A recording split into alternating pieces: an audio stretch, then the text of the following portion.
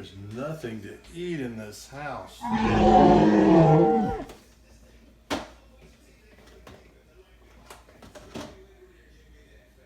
Succotash.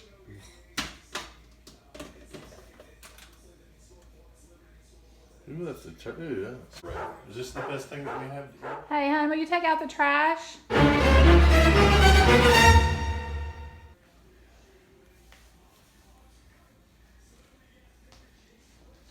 Hey, are you in here? Did you hear me? Hey, will you take out the trash?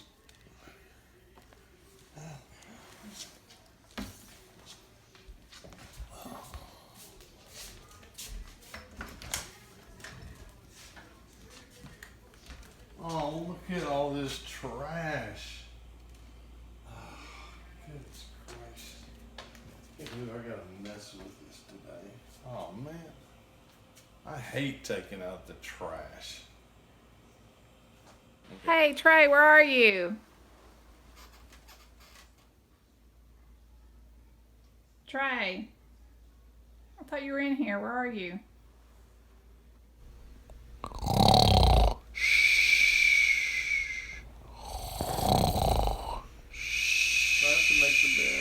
Yes, make the bed.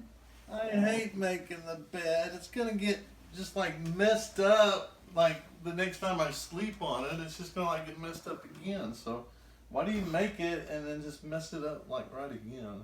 I hate making the bed. Enough said.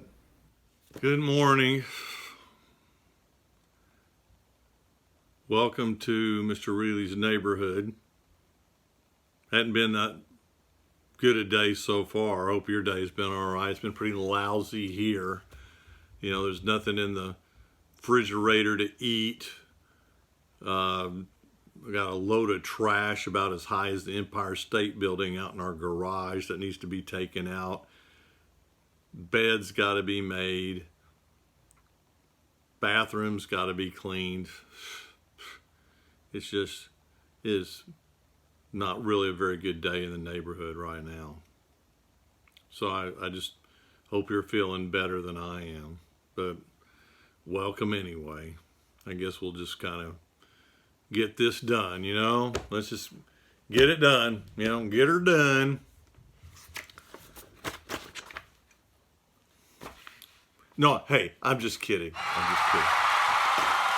Today's lesson, boys and girls, is tied to Thanksgiving.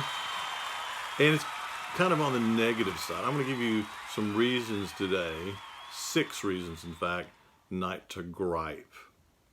That's kind of why we had the introduction there that was kind of depressing. Did it make you feel kind of down, just listen to me gripe all the time about everything that's going on?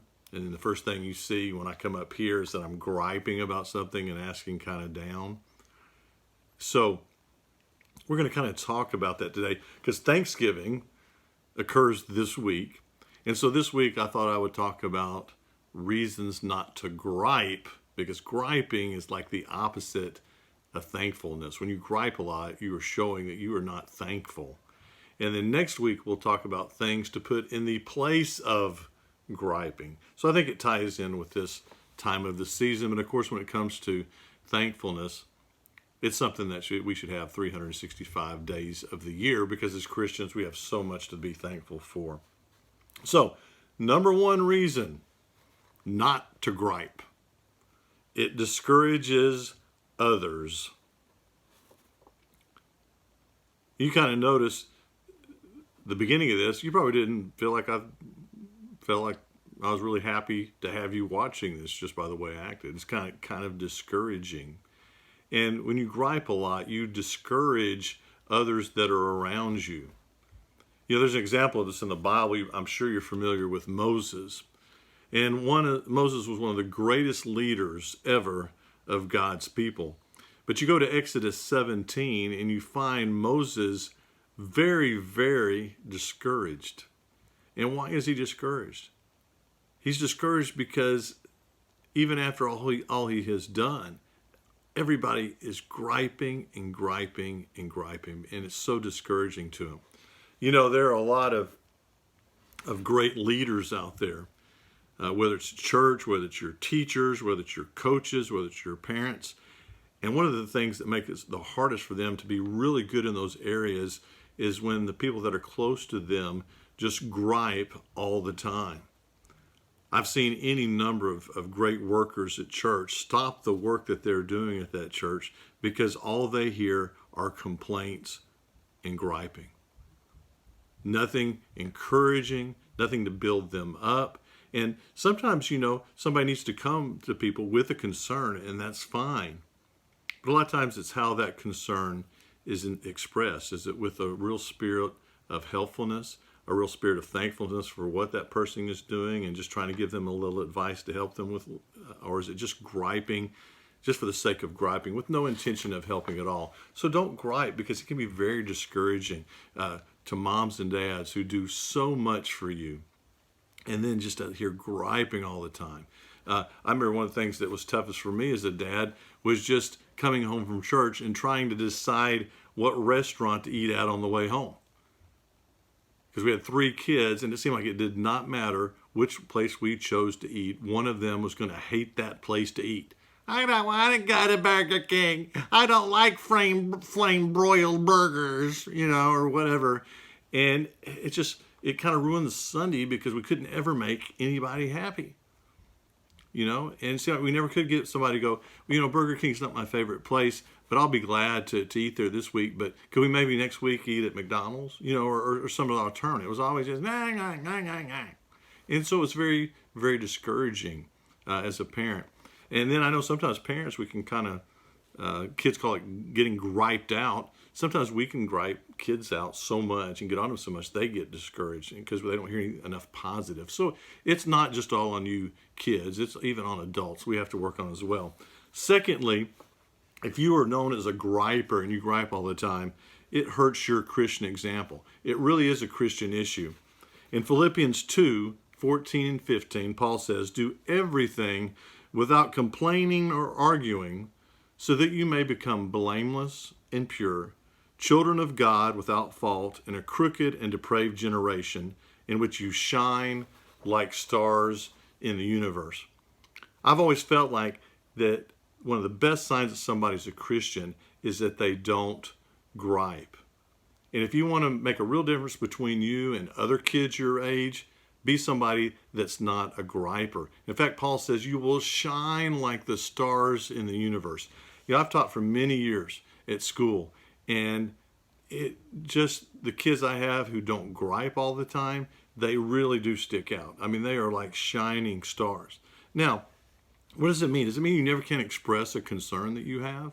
No, it doesn't mean that. It's the spirit which with something is offered. A lot of times griping is just saying something. I don't like this. I don't want to do this. There's nothing in the refrigerator, with no intention of doing anything about it. You know what I could have done instead of griping about there being nothing in the refrigerator but dog biscuits? I could have gotten the keys, gotten in the car, and gone to the grocery store myself and done a good deed and gotten food for the whole family and put in the fridge rather than just complaining about it. When I go out to the garage and there's all that trash in the garage, just because I gripe about how much I hate it, is that going to make it magically levitate above the ground and then just kind of float out to the side of the road for the city dump people, garbage men? I'm sorry, I don't know exactly what to call them. Sanitation engineers, that's it. To pick up? No, it's not going to do that. I have to do it. And a lot of times, in the amount of time that we spend griping, if we go ahead and do what we're griping about, it would be over with in a shorter amount of time than the time that we were griping about it. So, but look at it as part of your Christian example is somebody that just doesn't gripe every time something doesn't go their way.